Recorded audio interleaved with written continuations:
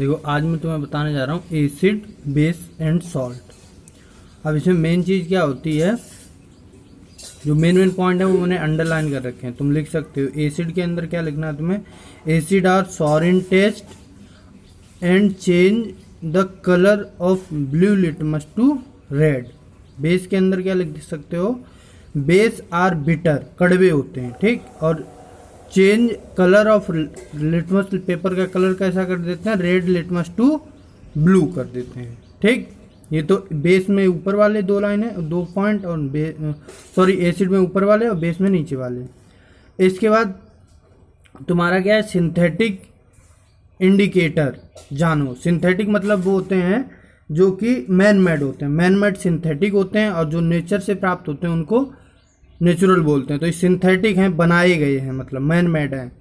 तो synthetic indicator कौन कौन से होते हैं, एग्जाम्पल में आ जाता है कभी कभी मिथाइल ऑरेंज एंड फेनोप्थलीन, दोनों होते हैं। फेनोप्थलीन जो होता है वो उसका सोल्यूशन कलरलेस होता है, और मिथाइल ऑरेंज का ऑरेंज टाइप का हल्का ऑरेंज रहता है, ठीक। फेनोप्थलीन क्या होता है, फेनोप्थलीन एसिड में जो है कोई कलर नहीं देता और बेस में पिंक कलर देता है। ध्यान रखना, फेनोप्थलीन जो है वो phenolphthalein gives no colour in acid and phenolphthalein gives pink colour in basic material, basic solution, ठीक, क्लियर। और मिथाइल ऑरेंज क्या होता है, मिथाइल ऑरेंज जो है वो भी एक सिंथेटिक इंडिकेटर है। इसके बाद है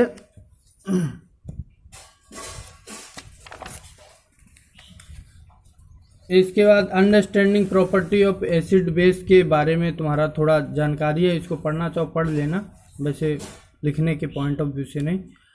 और ये मेन पॉइंट है, acid base react with metals, कैसे रिएक्ट करते हैं। तो एसिड और बेस कैसे रिएक्ट करते हैं, इसमें तुम्हें एक फॉर्मूला याद रखना है। कौन सा, ये वाला। एसिड मेटल से, जब भी, ये जनरल फॉर्मूला है, आगे बहुत काम आएगा। एसिड कभी भी मेटल से, कोई भी एसिड मेटल से अगर रिएक्ट करता है तो तुम्हारा साल्ट बनेगा उस मेटल का, और हाइड्रोजन गैस रिलीज होती है, ठीक, ये ध्यान रखना है। और इसमें लिख देना है उस हेडिंग डाल के जो मैंने उधर अंडरलाइन कर रखा था, metal in the above reaction displace hydrogen atom from its acid as hydrogen gas and forms a compound called a salt. मतलब मेटल क्या करता है, एसिड में हमेशा एक हाइड्रोजन तो होगा ही होगा, क्योंकि एसिडिक मटेरियल जो होते हैं वो वाटर सॉल्युबल, वाटर के सोल्यूशन में H+ आयन यानी प्रोटॉन देते हैं, ठीक है ना। तो H+ आयन को मेटल जो है वो डिस्प्लेस कर देता है, डिस्प्लेसमेंट रिएक्शन बताया था ना, उसी हिसाब से, ठीक है ना, हाइड्रोजन के एटम को डिस्प्लेस कर देता है, ठीक। देखो सेम बेस भी करते हैं, देखो reaction take place, right down. NaOH है, इसमें जिंक मेटल है, इसने इससे रिएक्शन की तो हाइड्रोजन गैस निकाल दी, ठीक। इसके बाद metal carbonate and metal hydrogen carbonate react with acid, कैसे रिएक्ट करते हैं, इसका तुम्हें एग्जाम्पल तो ये हैं लिखने। और यहाँ पर ये देखो, यहाँ पर मैंने अंडरलाइन कर रखा है, ये है all metal carbonate and hydrogen carbonate react with acid to give a corresponding salt. मतलब करस्पॉन्डिंग सॉल्ट देते हैं, कार्बन डाइऑक्साइड निकलती है और वाटर निकलता है। ये तुम्हें फॉर्मूला है एक तरीके से, किसी भी मेटल कार्बोनेट और मेटल हाइड्रोजन कार्बोनेट के रिएक्शन के लिए मेन फॉर्मूला है ये तुम्हारा। क्या है, मेटल कार्बोनेट या हाइड्रोजन कार्बोनेट अगर एसिड से रिएक्ट करता है तो सॉल्ट प्लस कार्बन डाइऑक्साइड और वाटर निकलेगा, हमेशा ध्यान रखना। इसका एग्जाम्पल तुम देख सकते हो, जैसे यहाँ पर ये Na2CO3 तुम्हारा कार्बोनेट है, CO3 जिसमें जिस भी मेटल के साथ CO3 जुड़ा हुआ होता है तो वो कार्बोनेट होता है, और जिसके HCO3 जुड़ा होता है वो हाइड्रोजन कार्बोनेट होता है, ठीक। Na2CO3 ये तुम्हारा इससे रिएक्ट किया, रिएक्ट करने के बाद HCl से रिएक्ट करने के बाद उसी का सॉल्ट बन गया मेटल, ये Na और Cl जुड़ जाएगा, CO2 अलग जाएगा, H2O अलग जुड़। तुम कभी भी हमेशा कर सकते हो ऐसा कि इसका जो मेटल का पॉजिटिव जो रहता है आयन और एसिड का निगेटिव आयन, दोनों को मिला के सॉल्ट बना देना, H2O और CO2 लिख के। अब इसको फिर बैलेंस कर देना, ऐसे कर सकते हो और 2HCl अपने आप आएगा। ऐसे हाइड्रोजन कार्बोनेट में भी तुम्हें क्या करना, मेटल और एसिड का निगेटिव पोर्शन, निगेटिव आयन लेके सॉल्ट बना देना है, फिर H2O CO2 निकाल के और फिर बैलेंस करते रहो। ठीक, ये हो गया। अब एसिड, ये है क्या है, acid and base react with each other. अब दोनों आपस में, एसिड और बेस दोनों अपोजिट है तो क्या होगा, न्यूट्रलाइजेशन रिएक्शन, दोनों एक दूसरे को क्या करेंगे, न्यूट्रल करेंगे। The reaction between acid and base to give a salt and water is known as neutral. ये हेडिंग तुम्हारी हो जाएगी न्यूट्रलाइजेशन रिएक्शन। और इसके अंदर एसिड बेस रिएक्ट, या तो इसके अंदर लिख देना या डायरेक्ट ये हेडिंग डाल के कर देना। और ये तुम्हारा फॉर्मूला है, मेन फॉर्मूला। ये फॉर्मूले जो मैं बोल रहा हूँ ये ध्यान रखना, बहुत काम आएंगे तुम्हारे जब भी कोई रिएक्शन तुम करोगे। बेस और एसिड कभी भी रिएक्ट करेगा तो सॉल्ट बनेगा, बेस का पॉजिटिव ले लेंगे आयन और एसिड का नेगेटिव आयन ले लेते हैं, दोनों को मिला के सॉल्ट बना देते हैं, वाटर अलग निकालते हैं। अब देखो रिएक्शन ऑफ मेटेलिक ऑक्साइड। एक बात हमेशा ध्यान रखना, metallic oxide always basic. Metallic oxide कैसे होते हैं, बेसिक होते हैं। बेसिक हैं, एसिड के साथ रिएक्ट करेंगे तो क्या हो जाएगा, एक तरीके न्यूट्रलाइजेशन रिएक्शन, यानी सॉल्ट और वाटर ही निकलेगा। ध्यान रखना ये बात। इसका फॉर्मूला क्या रहेगा, मेटल ऑक्साइड, कोई भी मेटल का ऑक्साइड वो बेसिक होता है क्योंकि, इसलिए एसिड के साथ रिएक्ट करेगा तो वो हमेशा सॉल्ट प्लस वाटर ही बनाएगा। ठीक,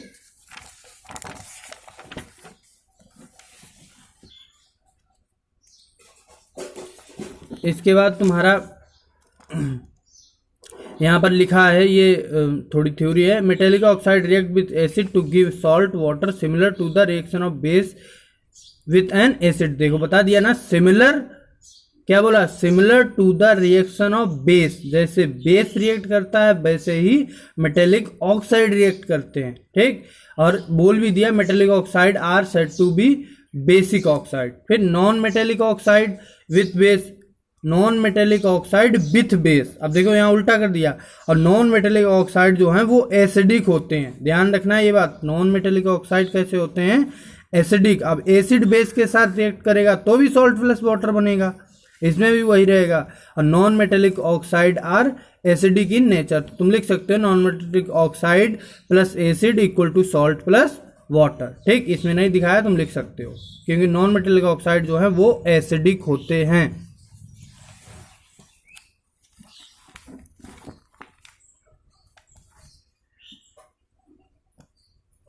इसके बाद आ जाओ, what do you all acid and all base have in common.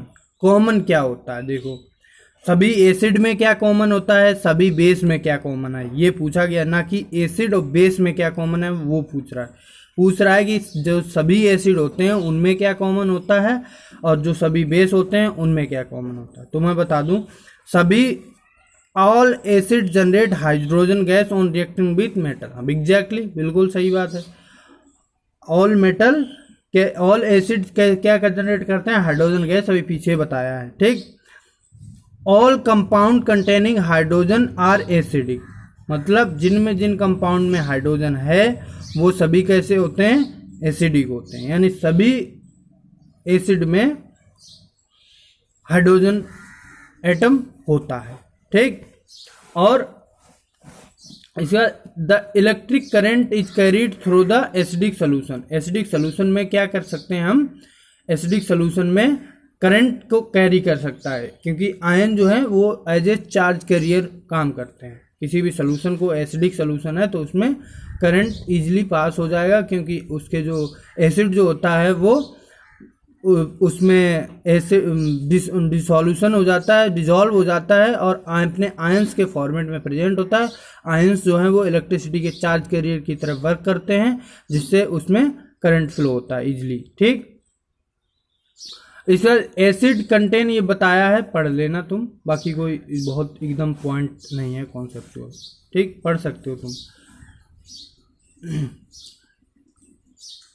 अगला है what happens to an acid base in a water solution. Water solution में क्या होता है, देखो वाटर सोल्यूशन में दोनों अपने आयन के फॉर्मेट में डिसोसिएट हो जाते हैं, आयन्स में डिसोसिएशन होता है। क्या होता है, ध्यान रखना, मेन बात है कि बेस और एसिड जो होते हैं वो डिसोसिएट हो जाते हैं अपने आयन्स में। ठीक, लिख सकते हो तुम, base acid and base are dissociate in the form of ion during dissolving in water. अब देखो hydrogen ions in HCl are produce in the presence of water. Hydrogen ions in HCl, ठीक, are produce in presence of water. The separation of H plus ion from HCl molecule can not occur, मतलब H plus HCl से नहीं हट सकता है in the absence of water. Absence of, अगर water नहीं है तो H प्लस कभी भी HCl से नहीं हट सकता है। तो जब ये हटता है तो चूंकि H प्लस एक आयन से इंडिपेंडेंट एग्जिस्ट नहीं कर सकता, ठीक है ना, तो किस फॉर्मेट में रहता है बताया है, H प्लस H2O के साथ जुड़ के H3O प्लस बना लेता है, तब ये एग्जिस्ट करता है। ठीक, अब लेकिन NaOH क्या होता है, NaOH सीधे टूट जाता है, Na प्लस OH माइनस, दोनों एक फॉर्मेट में रहते हैं। ठीक, जो भी अंडरलाइन है वो तुम लिखना है तुम्हें। अगला इसमें बताया है कि base generate hydroxide ions and base which are soluble in water called alkali. Alkali तुम हेडिंग डाल के लिख सकते हो, जो कि base which are soluble in water, जो वाटर में सॉल्युबल हो जाते हैं उनको हम क्या कहते हैं, एल्कली कहते हैं। ठीक, और एक चीज ध्यान में रखनी है तुम्हें, process of dissolving N acid और ए बेस। बेस और एसिड जब भी डिजॉल्व होते हैं तो हाईली एक्सोथर्मिक रिएक्शन होती है। मतलब एक्सोथर्मिक मतलब मैंने तुमको बताया था क्या होता है कि हीट रिलीज होती है। मैंने जो तुमको नोट्स दिए हैं व्हाट्सएप पे उसमें भी एक्सोथर्मिक है, देखना डेफिनेशन प्रॉपर।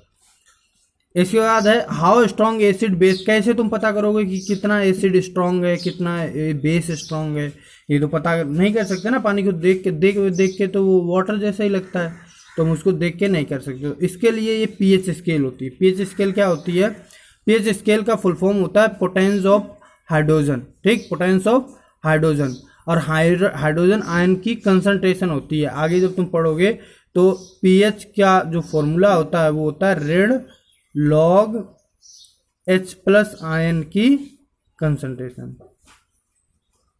ठीक, ये फॉर्मूला है, तुम लिख देना डेफिनेशन में, पीएच इक्वल टू ऋण लॉग H प्लस आयन। तो इसमें क्या होता है, ये ब्रैकेट शो करता है कि ये H प्लस की हम कंसंट्रेशन ले रहे हैं, लॉग तो तुम जानते ही हो पोटेंस ऑफ हाइड्रोजन। ठीक, यानी हाइड्रोजन आयन की कंसंट्रेशन हम मेजर करते हैं। अब देखो पीएच क्या होता है, पीएच न्यूट्रल अगर कोई सोल्यूशन है तो उसका पीएच 7 होता है, और 7 से कम है तो उसको एसिडिक, जैसे जैसे 7 से कम होता जाएगा तो उसकी एसिडिक स्ट्रेंथ बढ़ती जाएगी। यानी कि 6 और 5 में अगर देखें तो 5 पीएच वाला ज़्यादा एसिडिक होगा। ठीक, और 7 से ऊपर जाएंगे तो 7 to 14 तक जा सकते हैं, तो वो क्या करेगा, एल्कली या बेस की स्ट्रेंथ बताएगा, किसकी, बेस की। जितना 7 से ज़्यादा रहेगा, 8 और 9 में 9 जो पीएच का रहेगा उसकी स्ट्रेंथ ज़्यादा होगी। यहाँ पर ये बताया है, देखो 0 से 7 तक न्यूट्रल, 7 से फिर ये डायग्राम बताया है।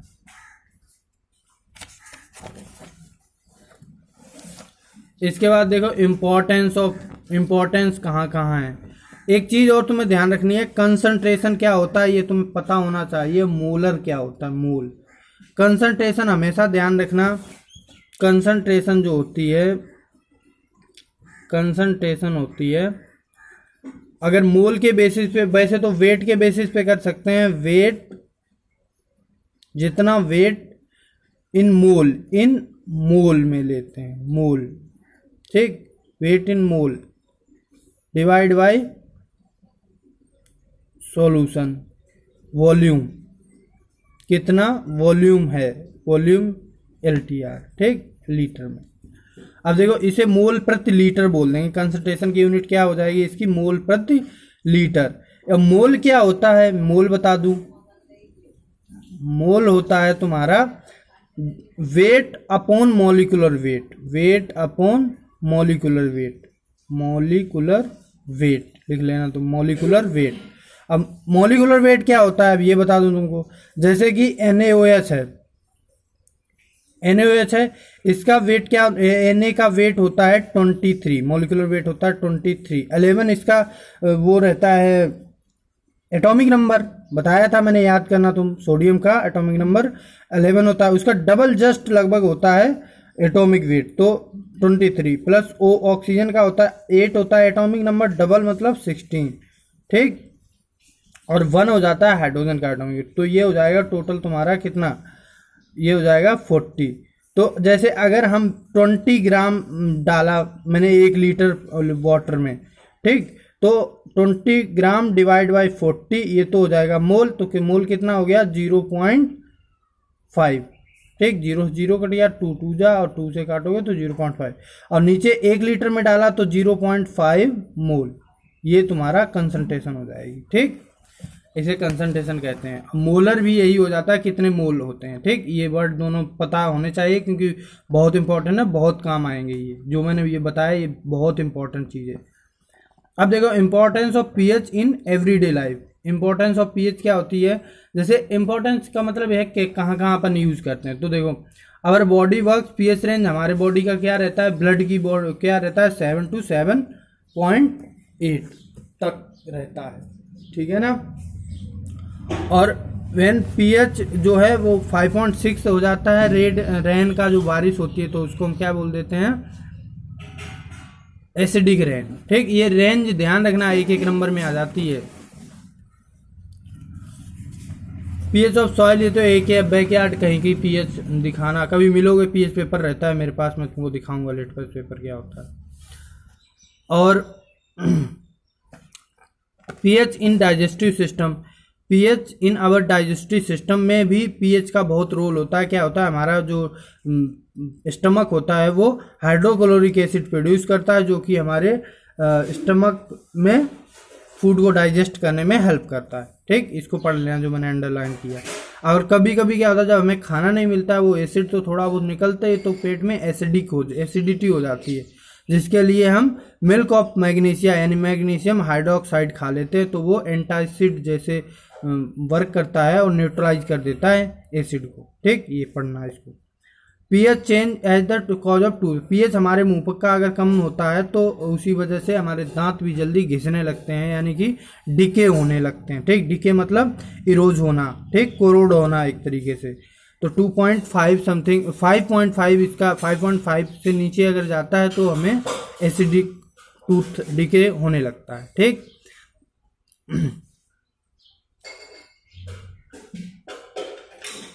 और जो पीएच होता है ये सब शुगर और मीठे चीज़ खाने से पीएच डाउन चला जाता है, ठीक है ना, ये अंडरलाइन वाला पढ़ सकते हैं।